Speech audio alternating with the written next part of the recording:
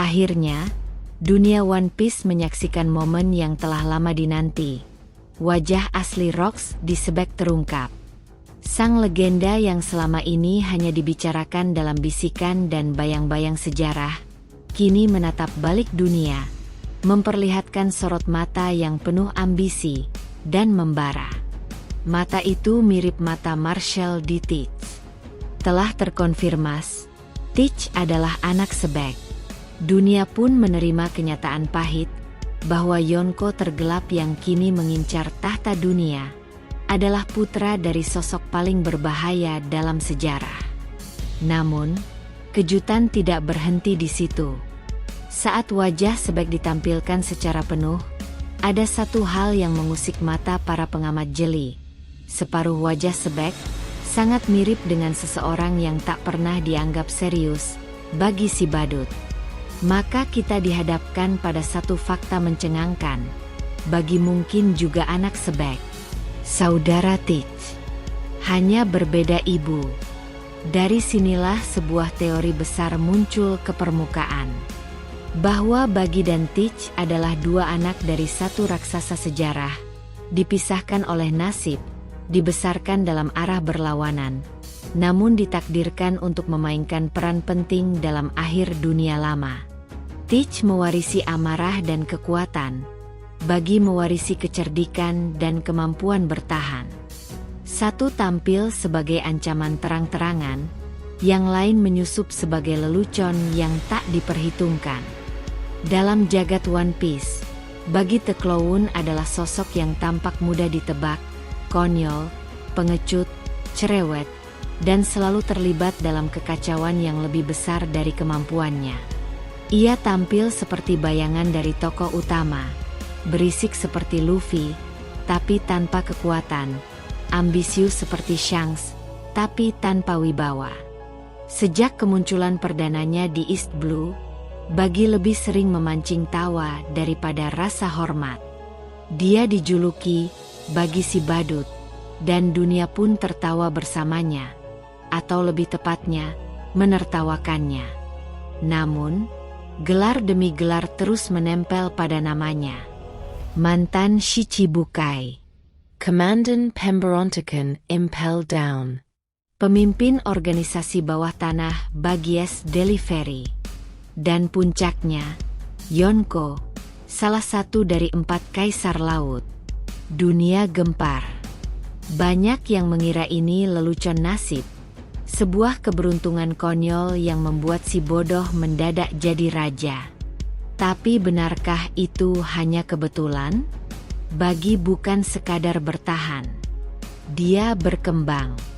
Dalam setiap peristiwa besar, dia selalu selamat, bahkan ikut naik kelas. Dan yang paling mencurigakan, di tengah segala kekonyolannya, tokoh-tokoh berbahaya seperti Mihawk dan Crocodile kini berdiri di bawah panjinya. Maka muncullah pertanyaan besar yang mulai menggema di kalangan pengamat dunia One Piece. Apakah Bagi benar-benar lemah, atau kita semua tertipu oleh badut yang menyembunyikan wajah sang dalang? Selamat datang di teori yang akan mengguncang tatanan cerita. Bagi bukan hanya pelawak. Ia adalah putra dari 2 tokoh terbesar yang pernah menantang dunia. Di balik hidung merah mencolok dan tawa menggelegar yang menggema di tiap kemunculannya, ada teka-teki besar yang selama ini luput dari perhatian dunia. Bagi si badut bukan hanya penghibur bajak laut, tetapi mungkin adalah pewaris darah paling subversif dalam sejarah dunia One Piece. Darah dari 2 nama yang sengaja dihapus dari buku sejarah, Rocks di Sebek dan Nefertari di Lily. Apakah mungkin 2 nama yang begitu bertolak belakang? Seorang bajak laut haus kekuasaan dan seorang ratu suci yang menolak tahta surgawi, bersatu dalam takdir rahasia, lalu mewariskan benih perubahan melalui seorang badut yang disangka tak berarti. Mari kita bedah lebih dalam. Rocks di Sebek bukan sekadar bajak laut. Ia adalah mimpi buruk pemerintah dunia. Tokoh yang begitu berbahaya hingga mereka harus menggandeng rival abadinya, Goldie Roger, untuk menumbangkannya dalam tragedi berdarah di God Valley lebih dari 38 tahun silam. Sebek bukan berburu harta, kekuasaan, atau gelar. Ia mengejar sesuatu yang tak pernah dicari bajak laut lain, penghancuran total sistem dunia. Ia ingin menjungkir-balikan tatanan yang menopang kaum naga langit, mencabik-cabik konsep dewa dari singgasananya.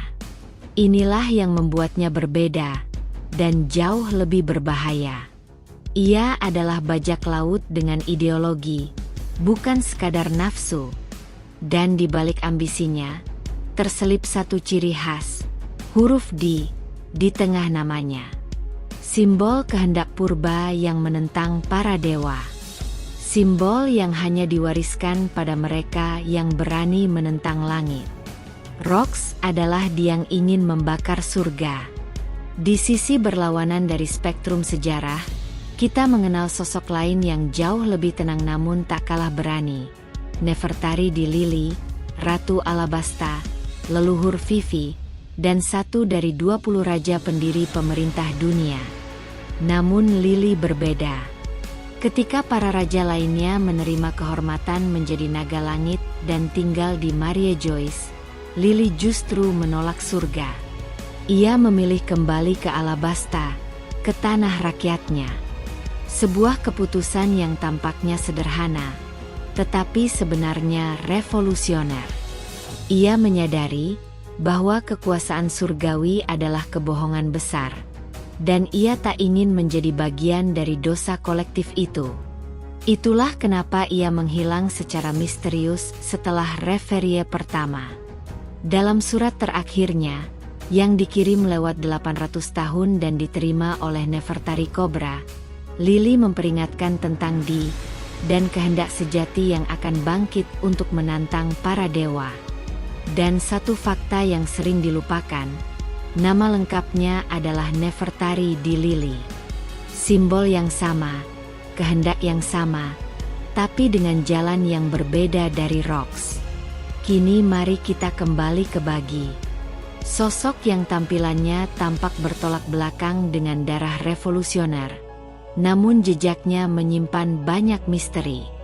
Lihat rambutnya, biru cerah, warna yang sama dengan Nefertari Vivi, satu-satunya pewaris darah Lili yang dikenal dunia.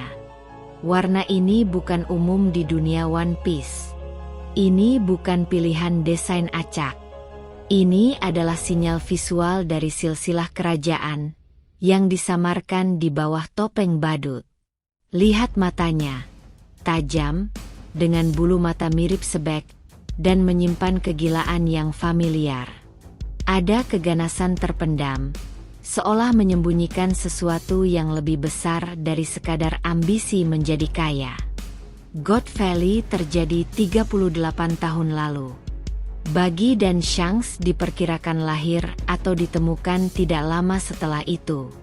Bagi tumbuh besar di kapal Roger, bersama Shanks. Jika Sebek benar-benar memiliki anak saat peristiwa God Valley, dan Lili berada di sana untuk alasan yang belum diungkapkan, maka Bagi adalah kandidat paling cocok sebagai anak dari dua dunia. Shanks, seperti yang kita ketahui kemudian, bukan anak biasa. Ia adalah anak dari Vigarland, keluarga naga langit. Ia diselamatkan dari God Valley, ditemukan dalam peti harta karun oleh Roger. Lalu siapa yang ada di peti satunya? Bagi.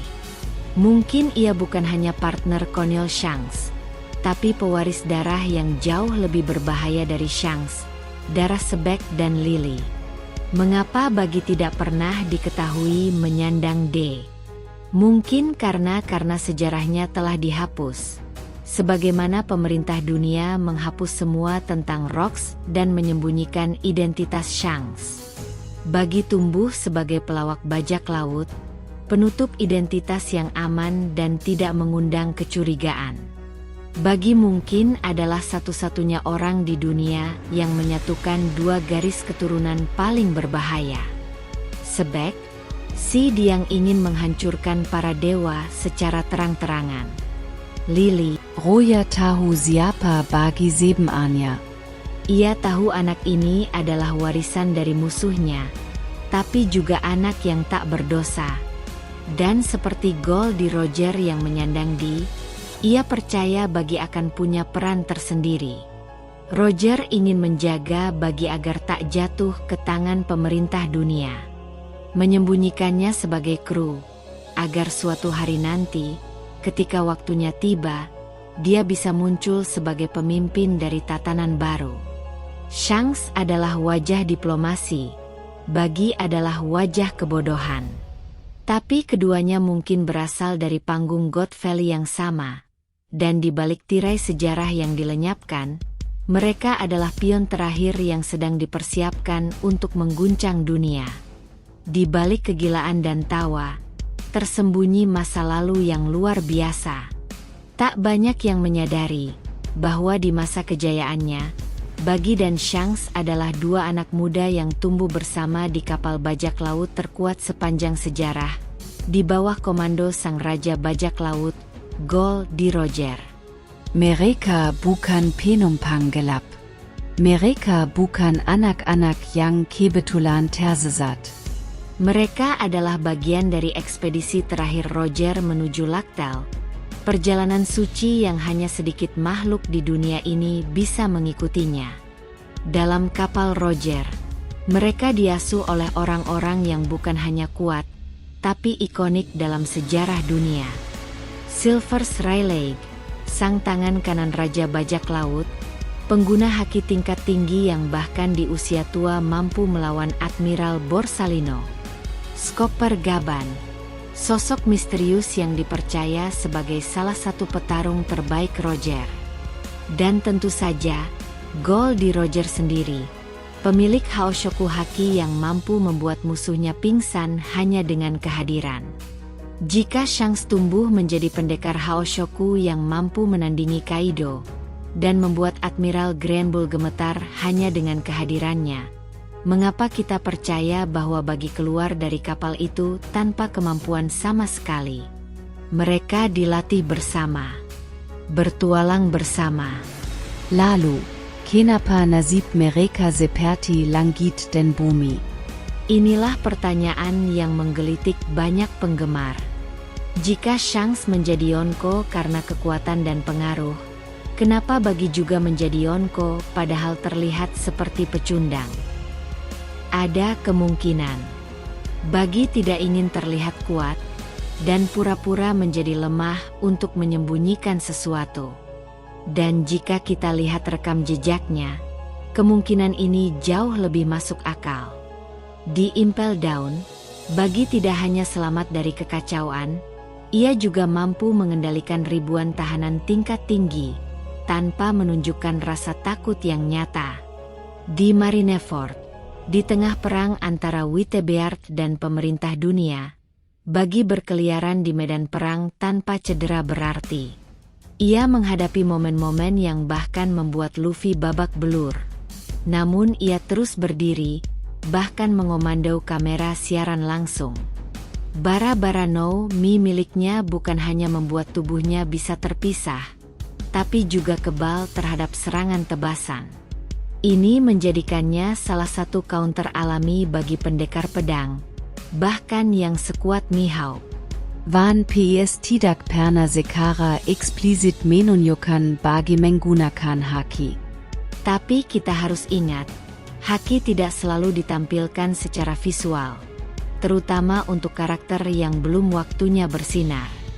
Namun, ada tanda-tanda bahwa Bagi memahami dunia pertarungan tingkat tinggi. Ia tahu tentang Haoshoku Haki.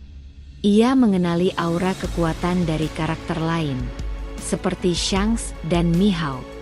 Ia tahu kapan harus menyerang, kapan harus mundur, kapan harus memanipulasi orang di sekitarnya. Ini bukan perilaku bajak laut lemah. Ini adalah gaya bertarung seorang strategis, seorang Master of Deception, yang tahu bahwa kekuatan terbesar adalah membuat musuh meremehkan kita. Bagi bukan pecundang. Dia ahli bertahan. Dalam dunia One Piece, Yang kuat bukan hanya yang bisa menghancurkan lawan, tapi yang bisa bertahan melawan semua gempuran dunia dan tetap berdiri. Dan kini dia duduk sejajar dengan Shanks, Blackbeard, dan Luffy. Apakah ini benar-benar karena keberuntungan? Atau karena dia selalu tahu siapa dirinya, dan hanya menunggu waktu yang tepat untuk menunjukkan dunia siapa dia sebenarnya? Bagi bukan beanggan Shanks. Ia adalah sisi gelap cermin yang sama. Dua murid dari kapal yang sama, dua cara mengubah dunia. Satu dengan kekuatan terbuka, satu lagi dengan kekuatan tersembunyi. Selama bertahun-tahun, Bagi tampil sebagai tokoh yang hanya layak ditertawakan. Ia bukan bajak laut yang digambarkan dengan aura gelap dan serius seperti Kaido, bukan pula petarung elegan seperti Mihawk. Ia lebih mirip tokoh komedi dalam tragedi besar. Tapi justru karena itulah, karena semua orang mengabaikannya, Bagi bebas bergerak dalam bayangan. Bebas membangun kekuatan. Bebas menyusun strategi yang tak terdeteksi oleh siapapun. Bagi mungkin tidak mengikuti jejak ayahnya secara terang-terangan.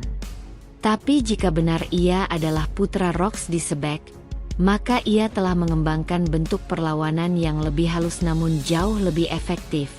Perlawanan dari dalam sistem, dengan topeng badut sebagai perisai. Rocks di Sebek adalah revolusioner yang membakar dunia dengan terang-terangan. Ia menantang para naga langit secara langsung, menciptakan koalisi bajak laut paling brutal untuk menjatuhkan tatanan dunia yang korup. Namun karena terlalu frontal, ia dihancurkan di God Valley, dan seluruh jejaknya dihapus dari sejarah. Bagi, jika ia benar pewarisnya, belajar dari kegagalan itu, ia menempuh jalur sebaliknya, berpura-pura menjadi tak penting, lalu membangun jaringan bawah tanah yang pelan-pelan mengguncang sistem dari akar.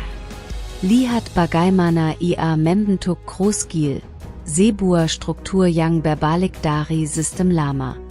Bukan lagi bajak laut yang diburu oleh marinir, tapi marinir yang diburu oleh bajak laut. Ini adalah pembalikan sistem nilai, pembalikan struktur kekuasaan, dan awal dari tatanan dunia yang baru. Sebek menggunakan kekuatan.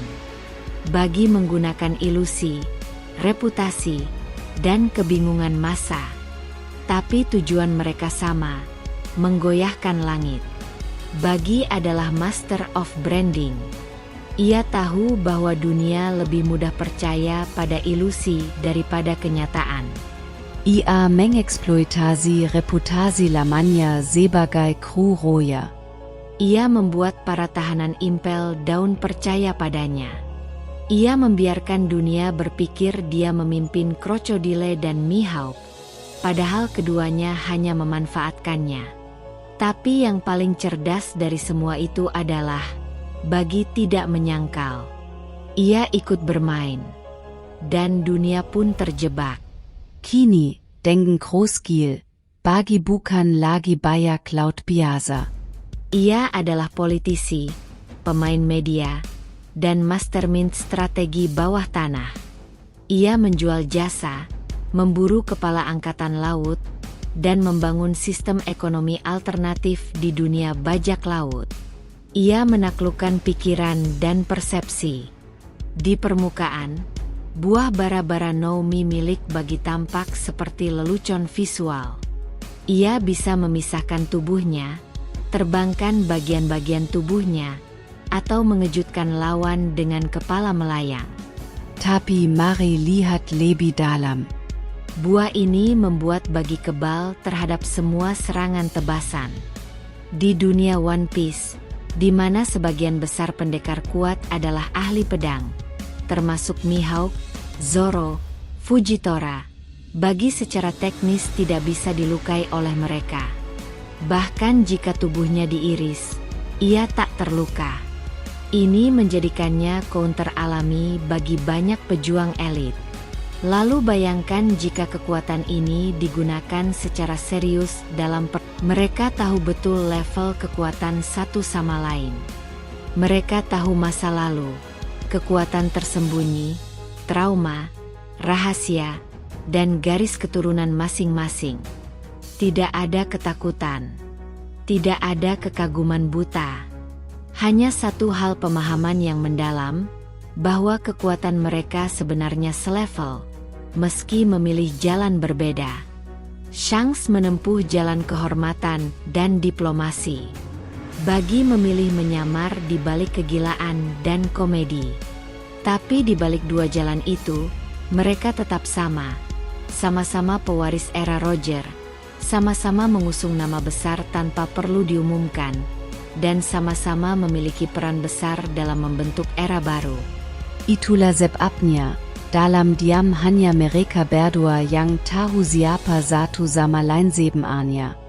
Dan dunia belum siap untuk melihat betapa setaranya dua sosok ini. Dalam dunia One Piece, inisial bukan sekadar huruf. Ia adalah simbol warisan. Sebuah tanda misterius yang menghubungkan segelintir manusia dengan kehendak purba yang menentang langit, menantang dewa, dan mengguncang tatanan dunia. Mereka yang menyandang bukan hanya pembawa perubahan. Mereka adalah ancaman bagi sistem yang menopang Maria Joyce dan seluruh pemerintah dunia. Namun, satu hal yang sering luput dari perhatian adalah, tidak semua mengungkap jati diri mereka secara terbuka. Banyak yang menyembunyikan namanya. Trafalgar di Waterloo, misalnya, menyembunyikan nama tengahnya sepanjang masa kecilnya, bahkan dari rekan-rekannya. Ia hanya membuka identitas itu kepada Luffy setelah menyadari bahwa mereka memiliki kesamaan nasib.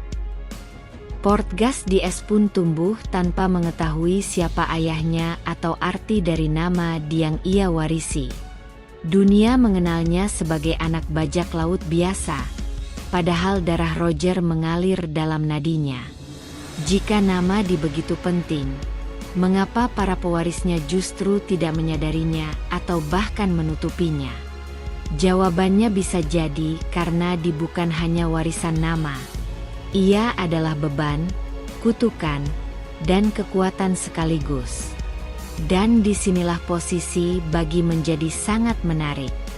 Hingga kini, nama bagi tidak pernah dikaitkan dengan tapi jika teori ini benar, bahwa dia adalah anak dari Rocks di Sebek dan Nefertari di Lily, maka bagi bukan hanya menyandang satu tapi dua.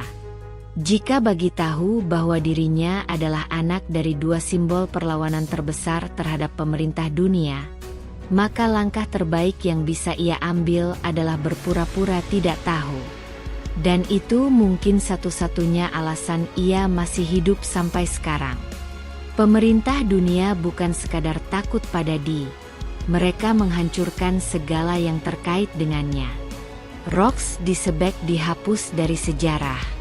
Portgas Diaz dieksekusi meski anak dari Raja Bajak Laut. Bahkan Raja Nefertari Cobra dibunuh. Begitu mengungkap kembali nama Lily dan huruf Maka jika ia sadar siapa dirinya sebenarnya, sangat masuk akal menyembunyikan identitas itu sebagai perlindungan. Ia menjadi pelawak. Ia tampil lemah. Ia bertingkah bodoh. Karena itulah satu-satunya cara bertahan dari pembantaian senyap yang dilakukan pemerintah dunia terhadap garis keturunan Ia membiarkan dunia menertawainya. Sementara ia membangun kekuatan secara diam-diam. Cross Guild adalah langkah pertama. Menjadi Yonko bukanlah klimaks. Itu hanyalah awal dari panggung yang lebih besar. Bagi mungkin tidak ingin menjadi pahlawan revolusi. Tapi darah di nadinya, darah Sebek dan Lily, membawa kehendak yang tidak bisa ia tolak selamanya. Seperti Luffy, yang tanpa sadar membawa kehendak J-Blue. Seperti Lo, yang akhirnya menyadari perannya dalam perang besar. Bagi pun mungkin sedang menunggu lonceng sejarah berdentang, saat dimana kebenaran tak lagi bisa disembunyikan. Ketika itu terjadi, nama Bagi akan muncul ke permukaan, dan dunia akan tersentak, menyadari bahwa orang yang mereka anggap lelucon adalah rahasia terbesar dari kehendak yang selama ini tersembunyi di depan mata.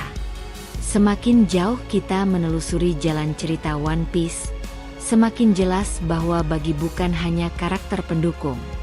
Ia adalah bagian dari teka-teki besar, sosok yang secara misterius dan penuh kelucuan, terus muncul di momen-momen penting, dan selalu bertahan. Ia seperti bayangan tak terlihat dari tokoh utama. Dan kini, menjelang babak akhir cerita, muncul pertanyaan yang tak terhindarkan. Apakah Bagi akan memainkan peran penentu dalam revolusi besar yang akan mengguncang dunia? Bagi dan Luffy mungkin terlihat seperti siang dan malam. Luffy adalah pemuda nekat yang mengandalkan kekuatan, kemurnian hati, dan keberanian frontal untuk menghancurkan ketidakadilan. Bagi adalah bajak laut licik yang seringkali lari dari pertempuran, menyembunyikan niat dan kekuatannya, dan naik pangkat lebih karena narasi publik ketimbang kekuatan sejati. Namun di balik perbedaan itu, mereka berbagi satu elemen, semangat tak kenal mati. Luffy tertawa saat hampir dihancurkan musuh. Bagi tertawa saat dunia menganggapnya remeh. Luffy menjebol Enies Lobby dan Impel Down untuk menyelamatkan saudaranya. Bagi justru memanfaatkan kekacauan Impel Down untuk membebaskan ribuan penjahat dan membangun basis kekuatan. Keduanya memiliki cara yang sangat berbeda untuk menghadapi dunia, tetapi keduanya adalah pembawa perubahan. Dan jika Luffy adalah wajah terang kehendak Di, maka Bagi adalah wajah gelapnya, jalan yang tersembunyi, manipulatif, namun tetap bergerak menuju hasil yang sama, menggulingkan langit. Di tengah perebutan kekuasaan antara Yonko, revolusioner, dan pemerintah dunia, kita tidak bisa menutup mata terhadap gerakan senyap Cross Guil. Daibawa Bendera Bagi, Zebua System Baru Dibentuk, Bukan untuk menyaya dunia, tapi untuk membalikan struktur kekuasaan. Untuk pertama kalinya dalam sejarah, marinir yang biasa memburu bajak laut kini menjadi buruan. Hadiah untuk kepala perwira pemerintah dunia dipasang, disebar, dan dihargai tinggi. Ketakutan menyebar ke markas angkatan laut, bukan hanya ke desa-desa biasa. Siapa yang memelopori sistem ini? Bukan Dragon. Bukan Shanks. Tapi Bagi. Bisa jadi, tanpa disadari, Bagi sedang membangun pasukan revolusi dari dunia kriminal, bukan dari rakyat tertindas. Ia tidak menargetkan hati manusia seperti Luffy atau Dragon. Ia menargetkan para oportunis dan pembunuh bayaran. Ia membentuk pasukan dari mereka yang merasa dunia ini tidak adil dan ingin membalas dendam. Dan siapa yang bisa lebih cocok memimpin dunia bayangan, selain seseorang yang selama ini dianggap tidak berbahaya? Tujuannya benar-benar selaras dengan kehendak Di, yaitu menghancurkan para dewa dan mengakhiri penindasan. Maka tak ada yang bisa lebih efektif dari strategi bawah tanah ini. Di dunia yang penuh tragedi, tawa Bagi selalu terdengar nyaring. Tapi kini, tawa itu tak lagi bisa dianggap lelucon. Kita telah melihat banyak yang jatuh.